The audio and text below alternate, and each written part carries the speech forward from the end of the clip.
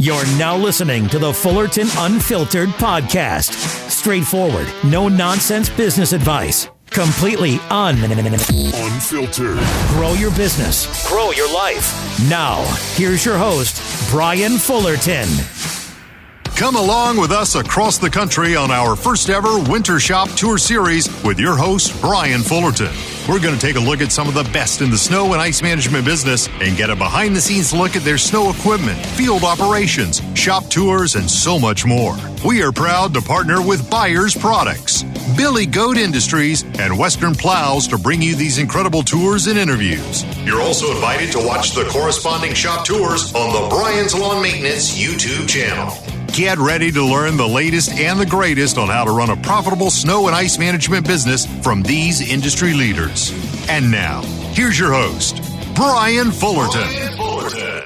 Hey, what's going on, guys? Welcome to another episode of the Fullerton Unfiltered podcast. It is your host, Brian Fullerton, here, hanging with you guys. And today, we are going to be wrapping up the Fall-Winter Shop Tour series. And what do they say? They say we leave the best for last. Save the best for last. Is that what they say? That's what they're saying, but I don't know. I think some of the guys in front of me have been pretty incredible. So. It's been a pretty cool fall, last 6 or 8 weeks here. We actually have a little gap week where it just didn't work out schedule-wise to get over here to the Chicagoland area, but welcome to the show again. It seems like we get you on here at least once or twice a year. So, Christian with CNI Services, how are you doing today? Hey, Brian. Thanks for having me on. I appreciate it. Yeah, it's been cool. I think we're just on, the summer or fall tour? Well, you were on the summer tour. Summer tour, yep. Summer tour, sorry. The teenager tour. Teenager tour. And you kind of squeaked in. I squeaked right in. You were like 19 and 370 days. Yeah, right. If you know what I'm saying. Right so, there.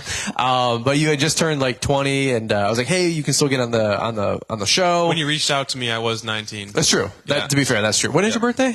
It's in late April. Yeah, because we're trying to get that all scheduled March, April, May, and then I got over to your place. Well, when was that? Around July? Yeah, July. July timeframe?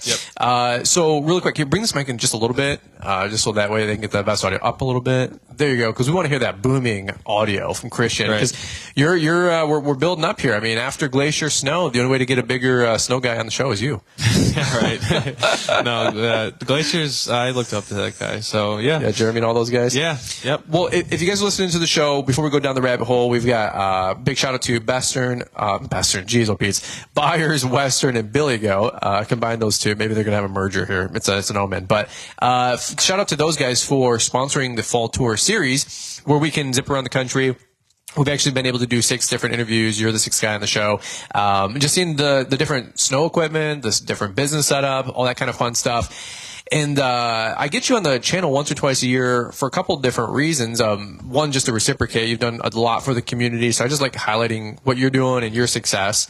But then number 2, you have a very different approach because you're in the Chicago market, and you guys have a lot of compact snow equipment that you don't really see out there in a lot of the suburbs or the wide open areas of the country. You know, we were at Glacier Snow, right, in Fargo, North Dakota, and those guys are using giant loaders and push boxes. Mm-hmm. Back at home, it's a lot of plow trucks. But over here, you guys have not necessarily like a smaller equipment, but just, what would you call it, more compact equipment to get into the tighter spots? Yeah, I would definitely say, you know, if you guys have seen the videos or podcasts over the years, we have always used compact snow removal equipment for driveways in addition to commercial walks, which we've had. And mowing equipment, to be fair. And mowing equipment as well. And a lot of that is season round, like our multi-forces and the Steiner. And one way, so around here, you know, there's a lot of, you know, it's definitely an upper middle class area, nicer area with some beautiful houses, real nice paver driveways or whatever it is, and a lot of them need special attention, whether it's retaining walls that are right around the driveway, or they're pavers and you can't use a steel edge, or, you know, there's just a lot of complexities with the driveways, and a plow truck can maybe get the front half of the driveway, but then anything in the back by the, you know, the garage, the basketball hoop, or whatever it is, right, you can't get to it, and then you got to snow blow it. So about 3/4 of our route of residentials is done by compact equipment. So for example here, it's that's a great point. Like, you can't just go up to a driveway or to a garage, back drag it, 90 feet. Some of these driveways are actually pretty long. Yep. You can't just back drag that and then try to, dump it in the boulevard. It's not going to be the most effective approach here in Chicagoland area. Totally. And a lot of it also has to go in certain areas in the back of the property. It's because there's a lot of, courtyards, this, that, and the other. So a lot of the driveways do require that special touch with a compact machine. And, we've done that for, I think this is going on our fourth winter with the Steiner and 6 with the multi-forces. Yeah. And we're still doing it, and we've maintained our driveways this year. I think we shrunk a little bit because we focus a lot more on commercial. Sure. But yeah, we're at about 60 to 70 driveways on any event, given an event now. Which is crazy because go into your story for just a quick minute for those of you guys that are new to the show and you guys don't know Christian yet. He's one of my superstars that I get to point to once or twice a year. You've been doing this for how long again? So I'm wrapping 8 up. years? I'm wrapping up season 9. 9. Wrapping up. I started in Good 5th Lord. grade. Now I'm halfway through sophomore in college, and I'm 20 I'm 20. So we've been filming for a couple of years, and it's just been a slow grind. Yep. And it's been very natural. Building year over year though. Yep, year over year. Every year we grow. It's been cool seeing the evolution. Definitely. And the sales, our crew members, our equipment, our client base, everything. And people 2 years ago were calling cap on you. They were like, "There's no way this kid's 17, 18 doing $250,000 plus." Because you were still in high school. Yeah. And you didn't have to prove yourself at all. Like, you and I were reading the comments, and some people were trolling hardcore, and the 1%, bozos, and we both cared because you're laughing all the way to the bank. Yeah. And when you first got here, I just gotten my new enclosed trailer, my first trailer. That's right. 2019, like July or August, and I was like, at the time, it's huge, right? Yep. And now it's like we've added a dingo with a skid steer and Yeah. a 550 switch and go this year, and it's just been like part of it is what it is, right? Yeah, just growing. That's awesome. That's awesome. Yeah. So, yeah. Well, no, and so here's the thing too, is as your business has grown, we've been able to kind of highlight some of that success on YouTube, which actually, things are a derivative of a derivative. That's what you were one of the main things that inspired me to do this teenager tour in the summer, which I called the Lawntrepreneur series. And we did a tour of all the you entrepreneurs out there, you younger guys, because I just don't understand the disconnect sometimes with some of the folks out there that think that these younger guys, your age and below, can't chisel out a $60,000, $80,000, $100,000 a year business. Like there's a disconnect. And I still get comments on Facebook because we're repurposing some of the content for Facebook. And you'll just get like these these loudmouth, annoying morons that are like, I call cap on this dude, like, oh, daddy's money or this and that. And I'm like, if it's one time, sure, I'm one person, maybe. But I have 6 or 7 of you guys now that we've had on the summer series. You've been on the channel a couple times, of course. And there's hundreds and hundreds of other kids, I call them kids, listening in that are 15, 18, 20 years old that are doing 50, 80, 100, 200,000 bucks. And I just want to highlight that success because I think that's the future of the green industry, you guys. Yeah, definitely. And it has to be said that I think it's really cool. What about this community that's so cool is that everybody's on their own chapter, right? And everybody's, we're all really willing to give our time and knowledge to help each other out. Mm-hmm. For example, where I was 2 years ago, I was looking up to somebody now who's 2 years ahead, and I'm 2 years ahead, and now we're still feeding each other, and I'm helping the guy out who's 2 years behind me, yep. And we're all, rising tide raises all ships, and I feel like that's really cool about this community. Whether it's through networking at the GIE Expo or at your event mm-hmm, or mm-hmm. something local. We're all growing together. We're all growing together and just networking and is a really cool part of this industry. And also I think one way that a lot of guys are able to start and grow like I did over time is it's a really low cost of entry in this industry. Sure. $1,000 or less, it can get you going. Yeah. And yep. That's just a cool part of this industry where you can just start and grow, and here 9 full years later, and we're doing all right. That's crazy. That's crazy. And so, by the way, if you guys are listening in, I invite you guys to check out the Brian's Law Maintenance YouTube channel because we're going to film a podcast here. Not a podcast, but a YouTube video. In just a quick minute with I guess you can call it your 2022 snow setup, something like that. Yep. But you were already hinting at some of the equipment, but you have a couple plow trucks now, a skid steer. What else did you say out there? The Steiner? Yeah, Steiner, 2 multi-forces. Very different approach to snow. Definitely. Yeah, definitely different because, each year over the last, especially 4 or 5 years, we've added a more significant piece of equipment. And we started off with multi-forces, then we grew to the Steiner, and we had a UTV. And then we, added a truck, and then, each year, the last 3 years, we've added a plow truck. Yep. And this year we added a plow truck, salt truck, the switch and go, and the skid steer, which I just posted on today, actually. Which is congratulations, by the way. Thank you just picked up that in the last week or so. And so here's the conversation I want to have is I want to talk about the evolution, of what some of these guys can invest into. Maybe they are younger and they want to start building up their equipment arsenal. Maybe we can talk about that for a couple minutes. And then number two, I just wanted to, like I said, highlight your success because you're going to do 6 figures plus in snow, plus in snow. I always wonder what plus means. You know what I mean? Like 6 figures plus, was that like 100,000 Yeah, you know what I mean? Be, yeah. But then what is plus? Plus a decimal and 1 cent. Plus 1 cent, so 100,001 and 1 cent. Yeah, if it ever snows. I wonder if like a little side tangent. You know what I mean? Is plus like it means 200,000 or something. You know what I mean? Like what is plus? Does that mean double?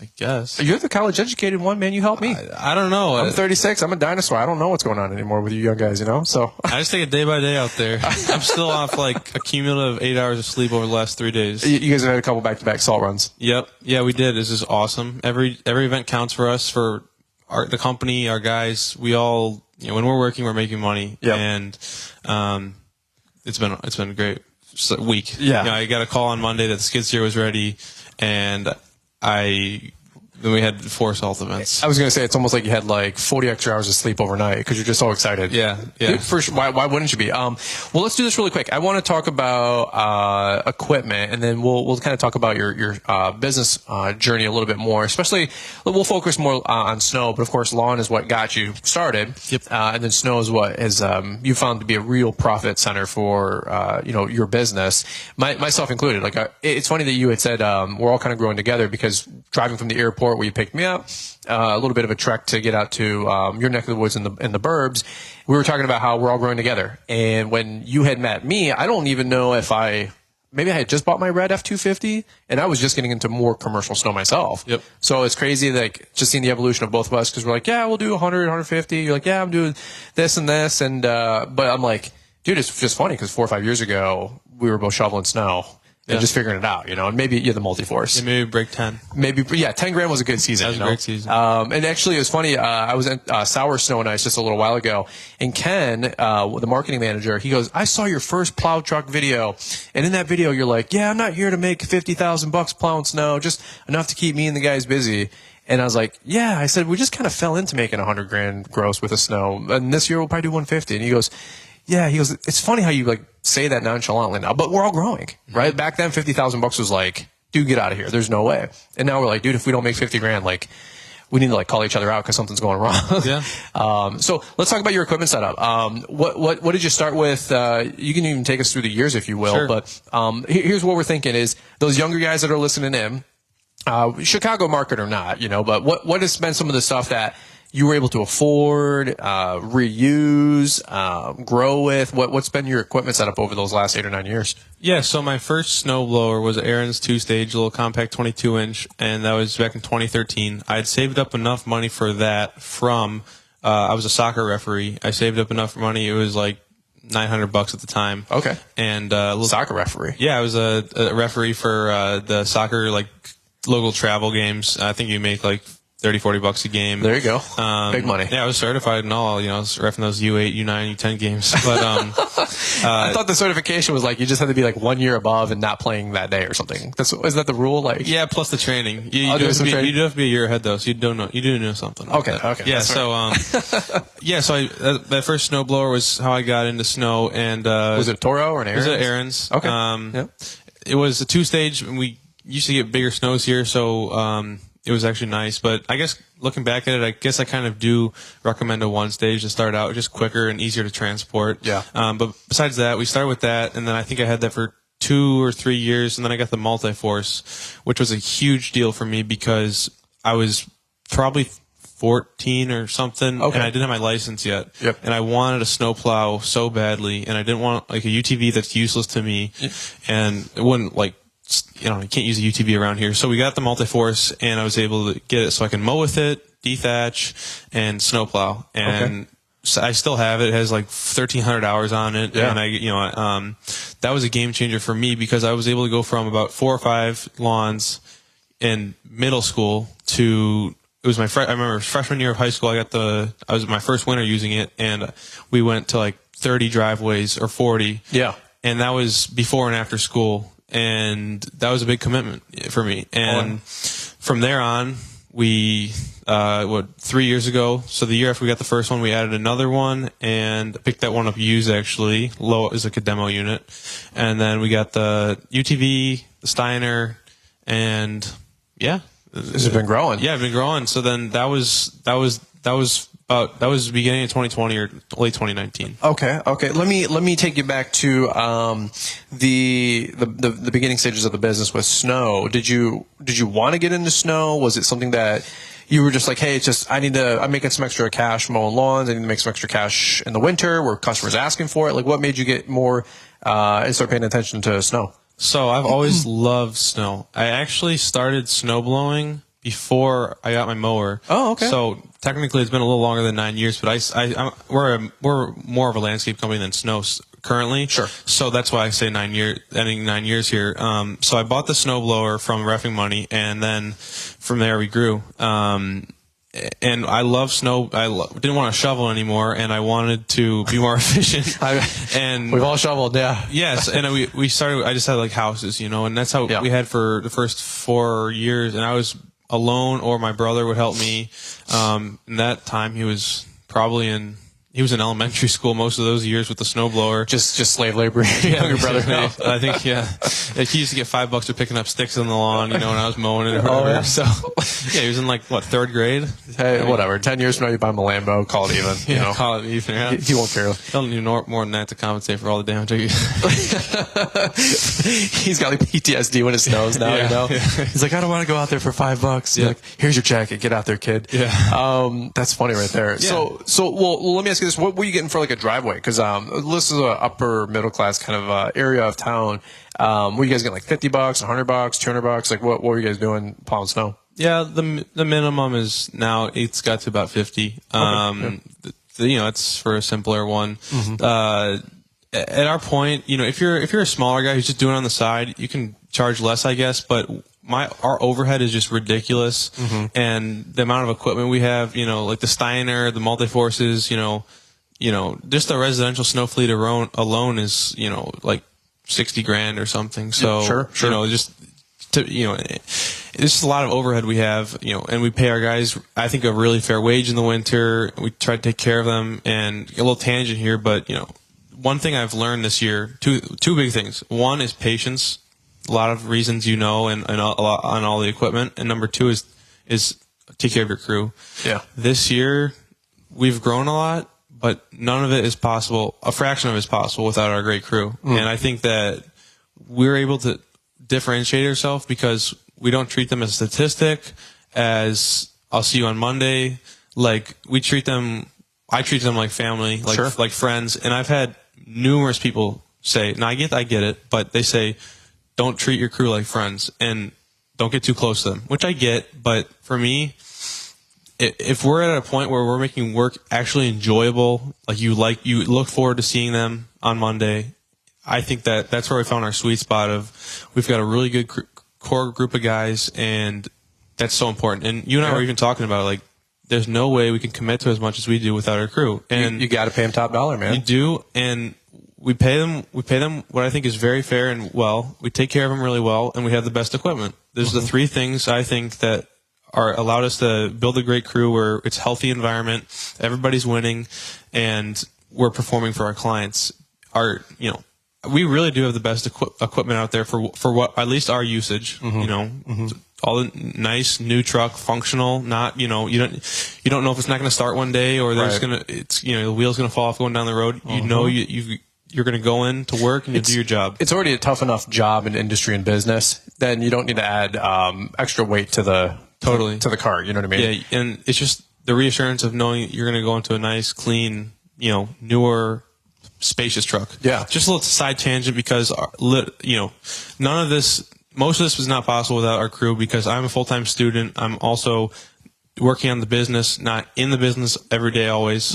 And I just have to give a shout out to our guys and anybody who are with us, because as you know, it's just so important. I saw you guys go out to Top Golf. That's like an annual thing, right? I've seen that a couple times. This now. year was our 3rd annual for that. You know I'm an avid golfer. I can't believe you didn't invite me. Yeah, you bring all your golf stuff over. I got brand new stuff, man. I'm ready to rock and roll. I got to get that cost You and average. Liz. We are just some of the best golfers on this side of the Mississippi. I'll tell you that. So I can't believe we didn't get the invite. I mean, you know how much of an avid golfer I am. Next year. Well, then we'll take you up on that if you're inviting. There. So obviously, we don't want to make anybody look bad. You know, with if you guys are listening in, you know that Liz and I golfed one time in our life, and it was abysmal. It was pretty much the worst golfing experience.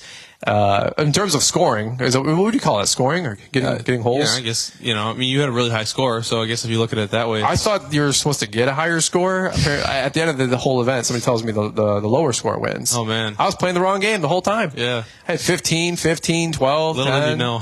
I almost killed a guy out there. I sliced a golf ball straight into a Toro Dingo mule. Yeah. And Dingo mule. I haven't seen too many of those. yeah, I was on the golf course. And It's called a workman, but Workman? yeah, Toro Workman. It's above my pay grade. I don't know. I don't do that stuff. And but Hector was on the other side of it, and I almost took his head off. Oh, man. I mean, dude, Caleb Alma looked at me and goes, "You need to go apologize to that guy." Right. I mean, bro, I sliced this golf ball so hard that it probably dented the side of the stupid mule. And he leans his head up like a little possum, and he goes, he's like, "What was that?" I go, "Nothing, bro. Don't worry about it." Barking spider.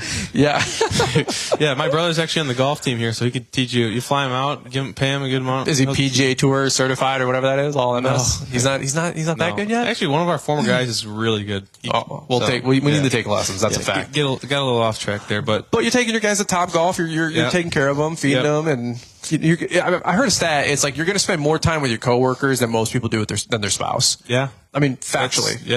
That does. Because if you get 168 hours a week, you're sleeping 60, 70 of it, you're working 40, 50, 60 of it, and you get 30, 40, 50 with your family. Yeah. So you're sleeping 60, 70? Yeah, right, dude. I think, 2022. Divided by 2. Combined. Yeah, right. Yeah. But yeah, so that's one thing we've done to set our side, because anybody can go down the road for an extra $1 an hour. Somebody will offer an extra $1 an hour or two, and we really, we want it to be a career job, not just getting paid and leaving. We want it to be where these guys, which we now have basically secured as our employees full time, is that we want to grow around them and them to be our pillars of the company. Sure. And then we can grow around them as they become leaders in positions of whatever it is in the future. We want to thank Western Plows for being partners on this first ever Winter Shop Tour series. Check out the full lineup of Western Plows and salt spreaders at westernplows.com. From the widely popular Wide Out,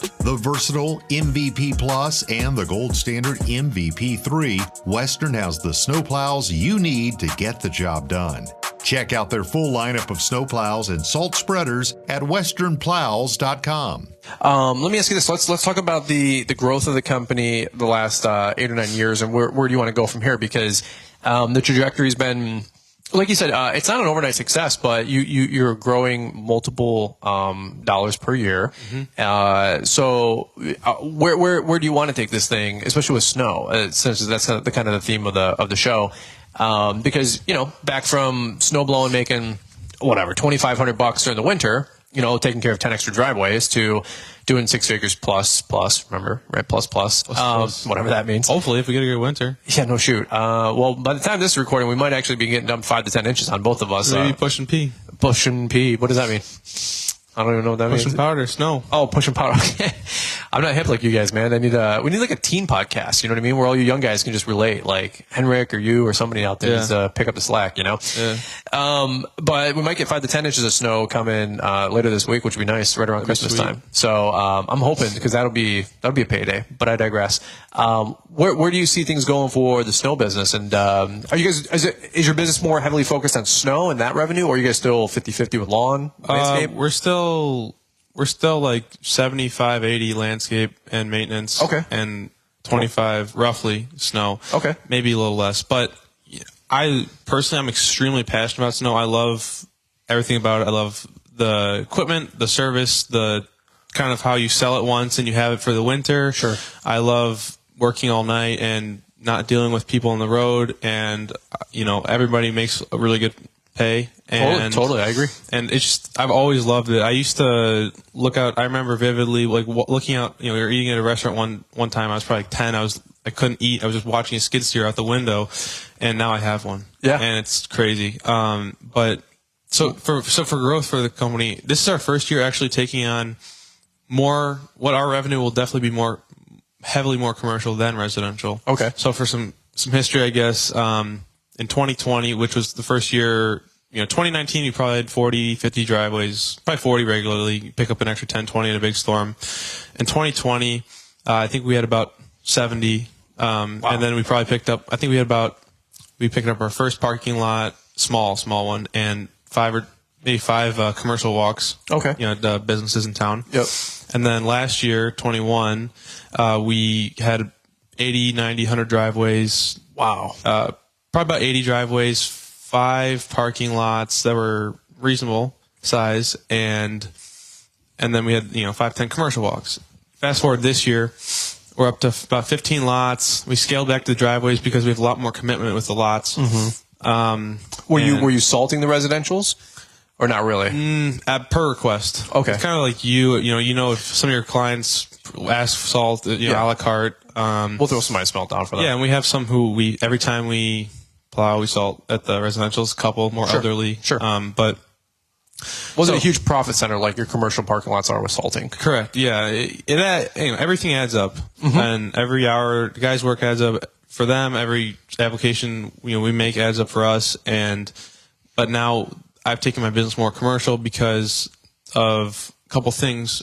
First reason, you can get a lot more done with larger equipment. If you make the investment in the equipment, you need less guys to do more revenue. Mm-hmm. And second of all, it's more enjoyable for us and the guys. I can speak for most of them. They'd rather be plowing snow in a parking lot than backdragging driveways. Sure. And I think that goes for a lot of people. And third of all is that we have consistent revenue with, now this year we have some seasonal contracts for our first year. Okay. So recurring revenue. Correct. Yeah. So side note, I've learned so much this year than ever before through a couple other guys locally I met on social media as like a mentor. Shout out to Chris. He's taught me so much, and I think maybe similar to Troy or some of your other guys local to you at least, I've learned a lot about how you should have your contracts with seasonal and caps and all this and that, mm-hmm. and about legal terms or whatever, and just I've learned a lot. So definitely a lot more than I have in school. I've learned a lot from this year. But good, cool. Yeah, so that's where we're taking our business. I want to continue next year. This year we will currently have 2 to 3 residential crews and 3 commercial. The skid steer, which I just got, will have a 10-foot SnowX push plow on it. It's like a sectional plow with like 5 individual trip edges. Should leave a really clean scrape.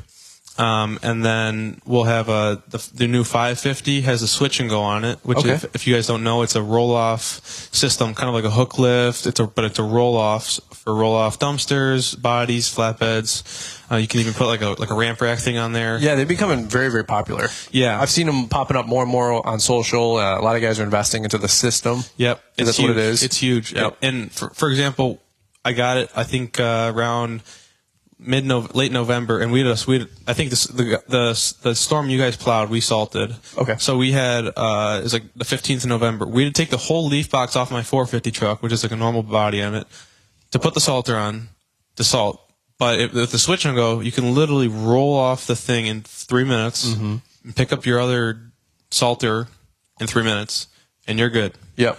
And instead of spending 6 hours. Shout out to Switch and Go. Shout out to Switch and Go, because that thing is a lifesaver. Yeah. And so we have a new salter on that one. It's a 3.5 yard SnowX Helix with 200 gallons of liquid. Wow. For brine, we do that, and we have still the 450 truck from last year that we got the Helix on it, 2.5 yard, and power plows. It's like a wide out plow. I think kind of Western has like they were the most prominent, I think, out there. They've been out there the longest. Snowx has the power plow.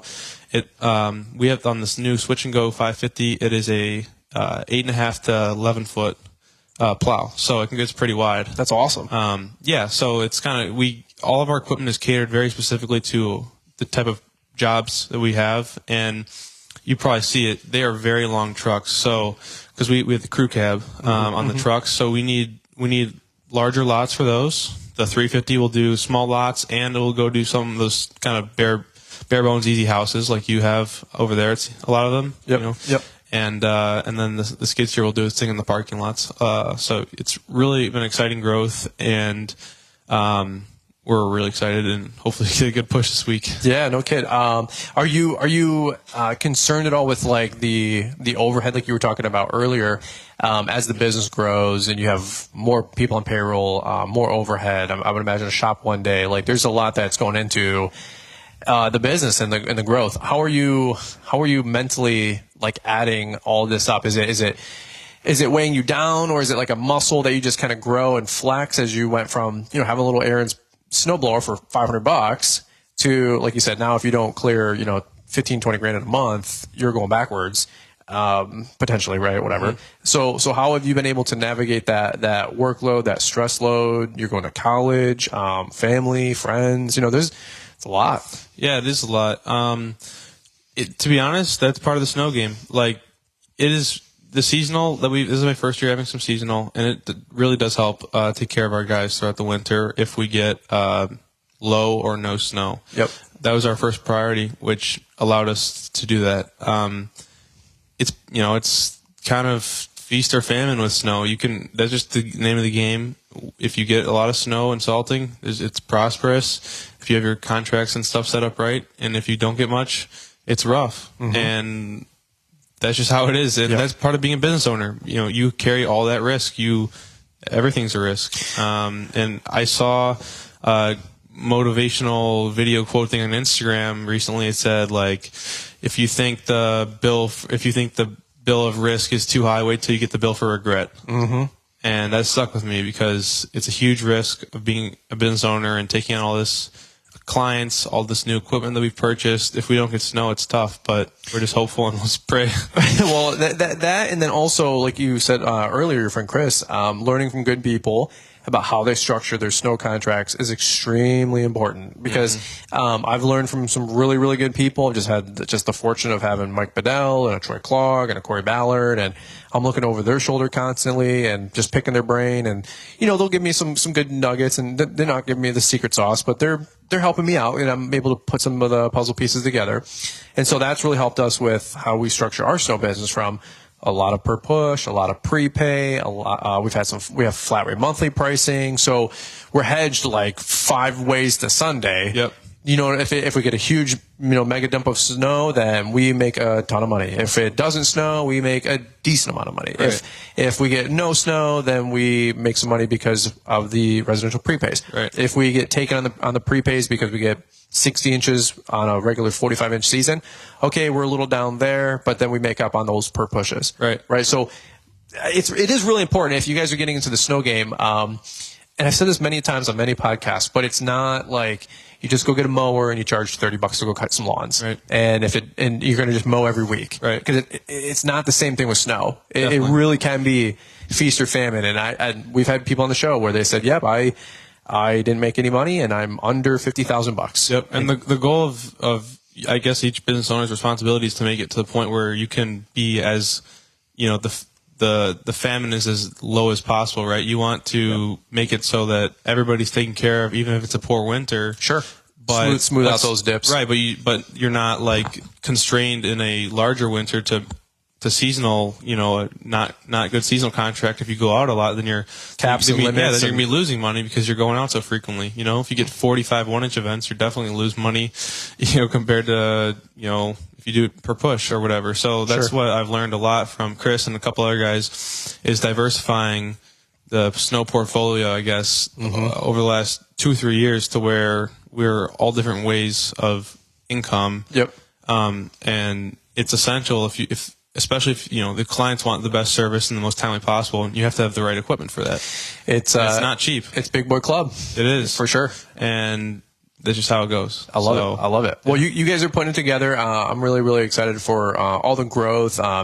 Again, if you guys haven't got a chance, maybe later this evening, the YouTube video will drop with Christian's equipment setup that we're doing here outside.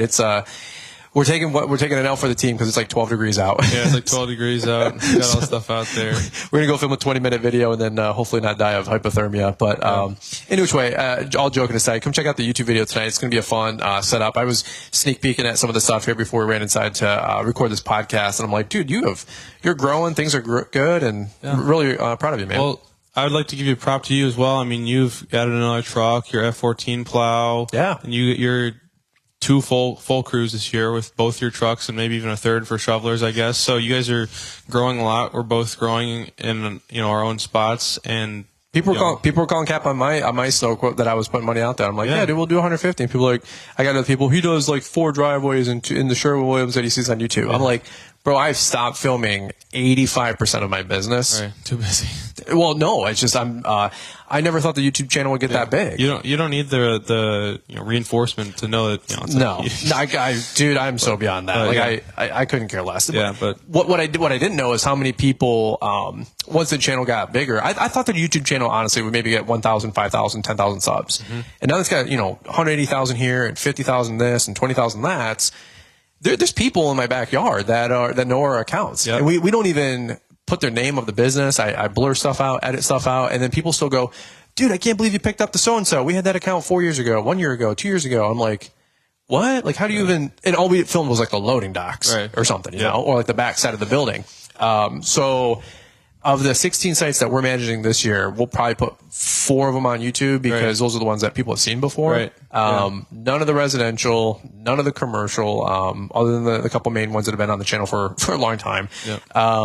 But yeah, dude, I'm pumped. Yeah, I'm pumped, and I feel really blessed, to be honest. Like, I think God took care of me. He helped put everything in the right spot. It all fell together. Cool. I've been working really hard since July to get the setup, get the sites, and to be honest, it's tough because we didn't get a word on a lot until early November, like right after the Quip Expo, and kind of waiting sometimes. Yeah, so God took care of us. So everything fell into place. We have a really good crew, and everything just fell into place. Hey, really quick while I'm on this topic, because we're talking snow, little side tangent, but I want to get this in a show. So just if you guys are, living on a prayer, sometimes putting this stuff together, and maybe our podcast is the best resource that you guys have out there.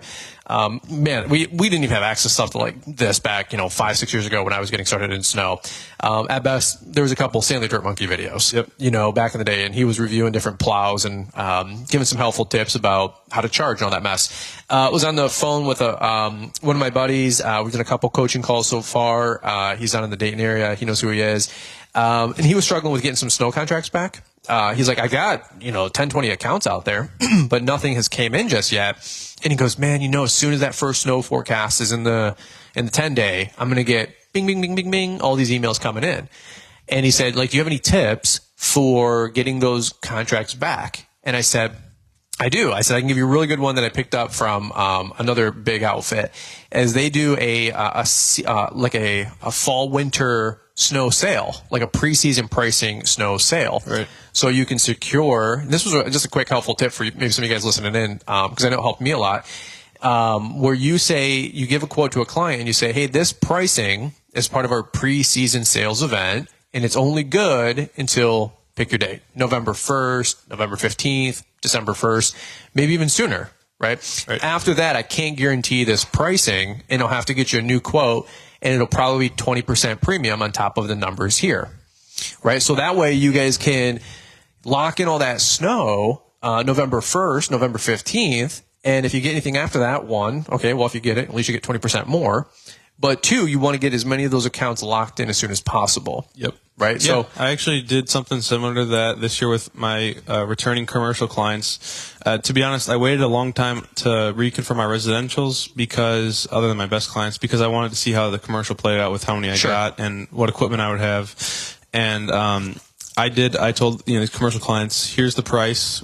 Everything obviously went up from last year.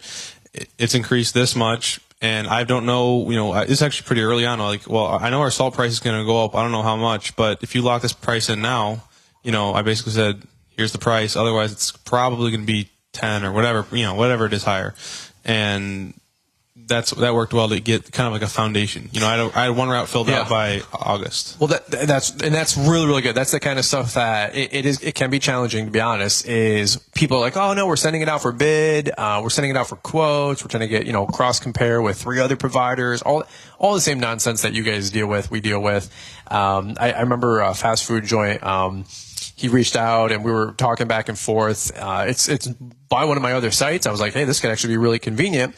And I give him the whole numbers, the quotes, and he goes, whoa. He goes, I know we're kind of after the preseason sales price, which I didn't even like include any of that language, but he was just, you know, he'd probably done this 20 times before, did different quotes. He goes, I know we're kind of past like the when most contracts usually start, but man, he goes, this looks like a pretty expensive quote.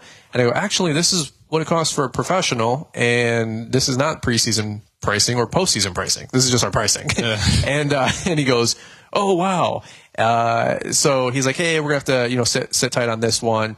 And I emailed him back respectfully, and I said, hey, I said that's fair, totally understand. I understand where you're coming from. Just so we're clear, you did reach out to me because for some reason, I would imagine it was probably because of the quality of the service that you were receiving before. So it is the good old, you get what you pay for. If anything changes, of course, keep us posted. We're always here for you, and we can always take care of the site. And that was it, you know. But at the end of the day, like you sometimes it's that tap dance of you sending out a price. You don't want to show your cards too soon because they're going to shop it. You know, you always want to lock it in as well. Yep. Right. And then they're like, oh no, like we can get somebody else for cheaper. Another quick tip is sometimes you can say, hey, we'll take care of the snow for you, or we'll take care of the lawn for you as long as you give us the snow work. Right. We worked that angle on 1 or 2 sites this year. Good snow accounts. We sniped them from some other folks. No shame.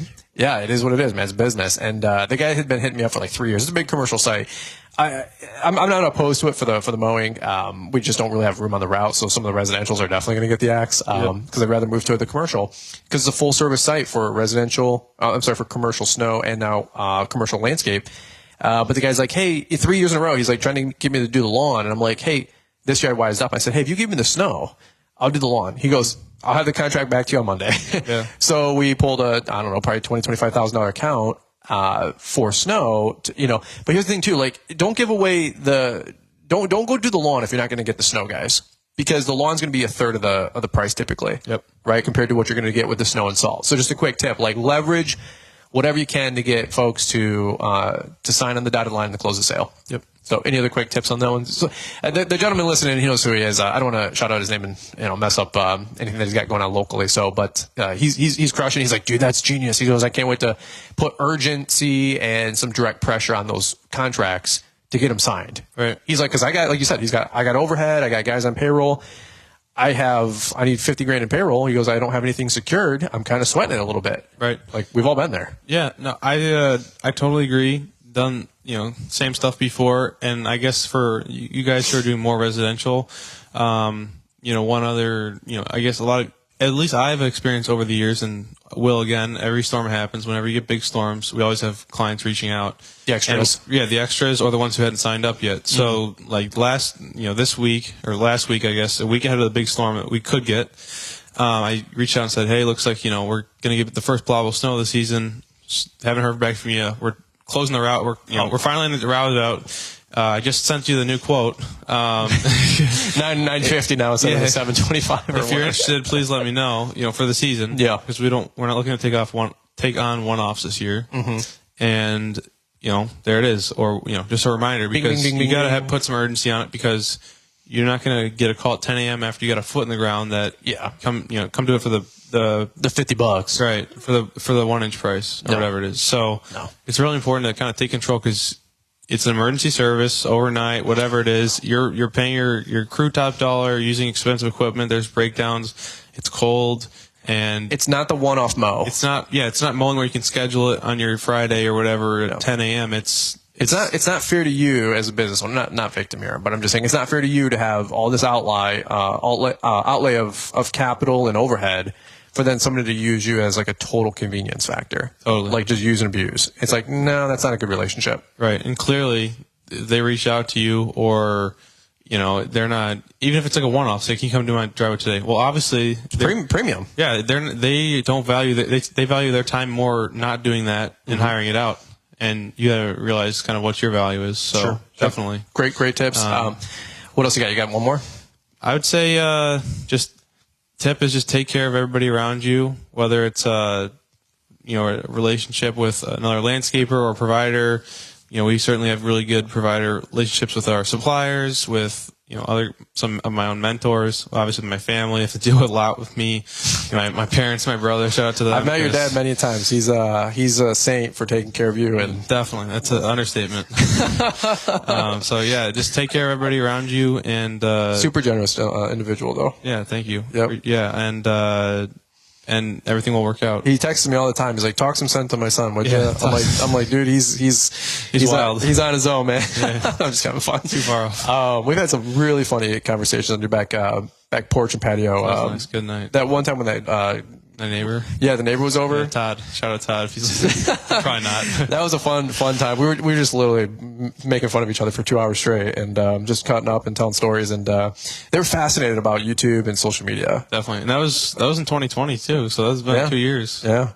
But that's why that's why we're out on the patio. Everybody's freaking out about the vid, and I'm over here traveling the world. Yeah, globetrotter. Like Caleb Ballman said in his podcast, that's probably the closest I'm going to get to flying private for the next few years. I remember flying out here, and there was like 10 people on the airplane. I think shortly thereafter or before, $80 to get here, maybe. Dude, for real, I flew to round trip. Yeah, and then you get free upgrades, and everybody had their own row. It was a wild time, but hey, our social media blew up those 2 years because I put in a serious amount of work knowing that other people would probably take their foot off the gas, and that's the best time to really start passing people is like this time of year, the holidays. Definitely. A lot of people are they're comfortable, they're sandbagging, they're mailing it in, and they're just like, hey man, it's been a good year. And I'm like, there's still 2 weeks on the books. There's still 3 weeks on the clock. Yep. You could still punch in a ton of revenue. So Christmas is on Sunday this year. Yeah. You got till Friday. You can work the full week. Yeah. And then take Christmas Eve off. You can still do the family thing on Christmas Eve on Saturday, and then Christmas on Sunday. And of course, I encourage that. But Monday, you better be back up on it. Yep. And start selling work for 2023. Yep. So absolutely. All right, well, we're going to button up this podcast. Again, shout out to Buyers, Western, and Billy Go. Couldn't do this without them. Plane tickets are not free. Hotels are not free. Time away from the business is not free. Production is not free. It really does take a lot of time and energy, guys. So for all of you that are just loyal, what we call it, fans or followers or subscribers or just friends in general, guys, I super appreciate you guys supporting the content, using the Brian's 10 code, supporting the companies that support the show. It really does mean a lot. And with that, we're able to bring you guys hopefully this helpful content to help you guys grow. So Christian, we'll button up with you, man. Any final thoughts, and then maybe where can people find you, and we'll shut it down. Yeah, I think we're set. Pray for snow, guys. Hope it's a good winter. Yeah, I've lived. What's your ritual? Tell me your ritual. By the way, I've been listening to only Christmas music. You may have even seen it today. I saw it on Instagram. Only Christmas music since I decided it was starting. So 2 weeks ago. Yeah, I'm getting a little tired, but I'm fine. Look, I think it's working. Oh, wait, only Christmas music until our first plowable snow. Okay. So it's Intramore. Okay. And wash the trucks. Yeah, wash the trucks. All trucks are clean. Except for now because we salted. But, yeah, that's true. But after this, you better be sure I'm going to go wash those trucks. Yeah.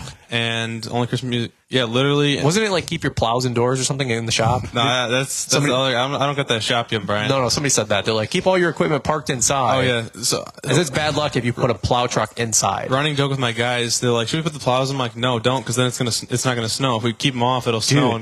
Every time we unhook ours and we take them to the car wash and all that mess, and we like just the 10 days clear, we take them off. Yeah. I swear to God, 2 days later, and I'm like, clipper comes through. I think it works. I'm serious. So literally, I've been listening to AM radio and Christmas music the last. He's getting desperate when he's listening to AM radio. Yeah. It's like the 2022 version of like the Aztec gods, like chopping people's heads off. I don't think most people our age even like listen to AM radio. I love my AM 950 back at home, man. Weather on the 8s, man. Local on the local on. Yeah. I love my 950 AM. The funny thing is here it's like 780. The funny thing is it'll be like 3 a.m. You're plowing and it's like, yeah, the Eisenhower is clear. I'm like, yeah, it's 3 a.m. What do you expect? or they're like, oh, we might get a dusting to an inch as I'm like plowing 5 inches of snow, or vice versa. I'm like, man, traffic and weather together on the 8s. Right. That's a classic. Yeah, if you guys haven't taken your plows off yet, take those off. Please. Go wash your trucks. This is Christian's version of sacrificing something to the snow gods to make the white gold fall. So I think you might be onto something. I think I am. Scientifically, second year statistically. Yeah. Okay. All right. Well, what's your go-to Christmas song of choice? Well, any song besides that one from Mariah Carey. All I want for Christmas is you. Is that one? All I want for Christmas. Yeah. So that's it. So literally in like the fourth line it says, "I don't even wish for snow." So boycott that at all costs. Well, been speaking negativity. Yeah. So that song, boom, trash it. Life and death. Anything else besides that? So any other song? Anything, Let It Snow. Let It Snow is good. If you want like no lyrics, Mannheim Steamroller, get some nice. Do you like a CNI playlist that we can all subscribe to? I don't. I just go on Spotify. All right, here's your homework, bud. Because you're in the college phase of your life, so homework is normal. Yep. Whatever. But you got to make a top 10 Christmas music playlist, and by the time this podcast comes out, we might be seeing this on your stories. Got it. All right. I'll work on that. Give me like the Spotify Christmas music playlist minus Mariah Carey. Yeah. I heard she gets like, what is it, like $1 million was it like a month or a day or something? Serious. Like for real. She makes like $5 million in like 6 weeks having that song. Dude, that she recorded probably 15 years ago. Yeah, it's ridiculous. For all of you guys that are into, real estate and passive income and royalties, and I mean, that's not a bad gig. No, not a big gig Took at her all. 3 hours in the studio and, divided 50 million into that. Yeah. That's not a bad hourly rate. No. So, but any which way, we got only 2 more weeks, not even 1 more week of Miss Mariah Carey, and then we don't have to hear that for another 300 days. Praise Jesus. But any which way, give Christian a follow on Instagram, Facebook, YouTube. It's at C&I Services, which is Christian and Isaac, my brother. Younger brother. Yep. It was an equity partner, by the way. Yeah. He's a good old-fashioned Shark Tank over here. It's good old-fashioned Shark Tank. He got in early. He gave you a couple bucks. He's like, run with it, kid. And younger brother definitely pimping out the older brother now. So yeah, definitely. Don't forget his shareholder meeting, and he wants his profit. So any which way. But I digress. All right, guys. Well, check out the Brian's All Maintenance YouTube channel later tonight if you guys want, and we'll have his whole equipment set up as well. But Christian, thanks again for being on the show. Thanks for hosting me here in beautiful Shottown, and appreciate you. Thanks for having me on, Brian. All right, guys. Well, again, let's button up right here. Let's kick it back over to Marty, Mr. Producer, in the ATL, where it's probably a little bit more warm and sunny, and they're probably hoping for no snow, but I digress. All right, guys, we'll catch up with you here on the next one. We want to thank Western Plows for being partners on this first ever winter shop tour series. Check out the full lineup of Western Plows and salt spreaders at westernplows.com. From the widely popular Wide Out, the versatile MVP Plus, and the gold standard MVP 3, Western has the snow plows you need to get the job done. Check out their full lineup of snow plows and salt spreaders at westernplows.com. Thanks for taking the time to listen to the Fullerton Unfiltered podcast with Brian Fullerton. We hope you enjoyed this production. If so, please consider leaving us a 5-star review for the show. While the techniques and ideas presented here are designed to help you grow a more successful and profitable business, no one can guarantee these results for you. We want to emphasize that entrepreneurship is not easy, and the ideas presented here are just the opinions of Brian Fullerton and his respective guests. No one can guarantee success for you. That being said, we hope the ideas presented here help you and motivate you to go on out there and crush it with your own business. Fullerton Unfiltered Podcast. Thanks for listening, and we hope to see you on the next episode. This has been a Brian Fullerton and Mr. Producer production.